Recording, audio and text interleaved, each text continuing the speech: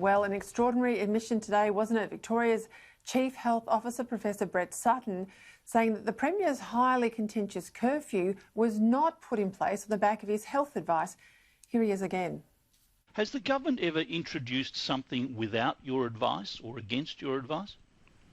No, not against my advice. You know, the curfew came in as part of the state of disaster, for example. It wasn't a state of emergency requirement. So, you know, that was something that was introduced, but it wasn't something that I was against from a public health perspective. But were you consulted on it or not? Yeah, I was consulted on it, but it was a separate decision-making pathway. Joining me is Victorian Liberal MP for Kew, Tim Smith from Melbourne. Well, 5 million plus Melburnians are living under this curfew, and they have for nearly 6 weeks. If it's not because of health advice, Tim Smith, then why the draconian measures? Well, good evening, Peter, and good evening to all of your viewers right around Australia. Well, we're stuck in martial law in Melbourne tonight. I mean, this is like Poland in 1981. I mean this quite seriously. This is not overblown. For those of you who are having a very pleasant evening, most probably in Sydney or Brisbane tonight, we are stuck in martial law in Melbourne because we have a megalomaniac of a Premier. Because this decision to lock Melbourne down from 8 p.m. to 5 a.m. has been made under a separate set of provisions to the state of emergency powers. It's been made under the state of disaster. It's essentially been dictated to by the Premier to the Police Minister onto the people of Victoria. And we've heard today that the Chief Health Officer was consulted but provided no advice. This is the definition of a police state. This is arbitrary government. This is what we're taught about in history classes. This is called arbitrary government, government where there is no rationale behind a decision except for subduing a group of people into submission and ensuring they do exactly what they are told. This is the politics of fear at its absolute worst.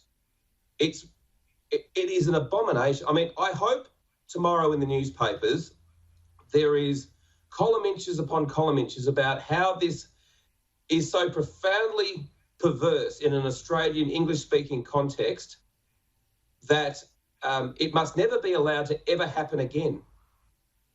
Well, I just mentioned there, you know, lo and behold, we have a vote last week in the support of the Animal Justice Party, and then today we have an announcement the whip basically will be all but banned in racing, thoroughbred racing in Victoria. You know, it's hard not to connect the two.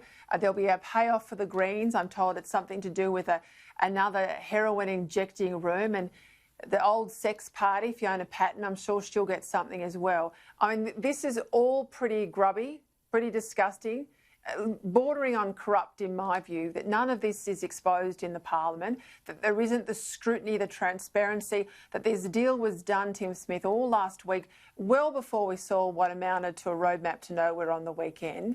And now we find out that this curfew we're told we need for our health benefit wasn't even part of the advice from the health experts. So today we also find out from Greg Hunt that way back in March, they offered Victoria the sort of contact tracing system back end that they desperately need, that we're told they're still using faxes, if you can believe that.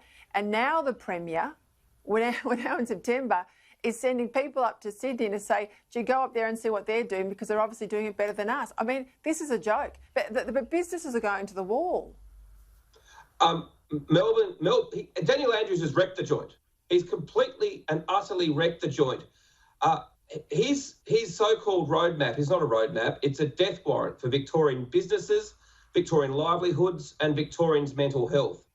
Now, we've been saying for months that our contact tracing is a joke, and essentially we're in the second wave for 2 reasons, as you've quite correctly said. The hotel quarantine fiasco, and then the inability of the contact tracing team to ring-fence each and every new case to ensure that the virus didn't get out of control. Now, we're essentially being punished as a society, locked down with curfews, businesses closed, retail, hospitality smashed to pieces, because Andrews has no confidence. Well, we know that this contact tracing team is ridiculously out of their depth.